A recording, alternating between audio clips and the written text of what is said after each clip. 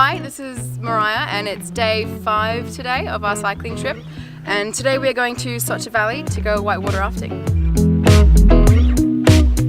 So we had to wear these wetsuits, and getting them on is like fitting into the tightest condom that you can find, and we were all just completely laced in rubber, waterproof. It was ridiculous. At one point I had to get out and use the bathroom, and that was like a 30-minute journey. We had to push the raft into the water to begin with, and as soon as you step in, because I had holes in my boots, water floods in, and it is like, I think 10 degrees in there, so it's freezing.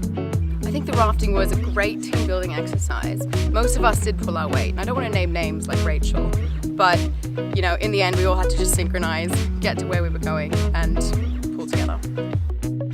So at the end, to get the boat out of the water, we had to carry it on our heads, and some people are shorter than others. I, being very tall, had what I thought was most of the weight balanced on my brain.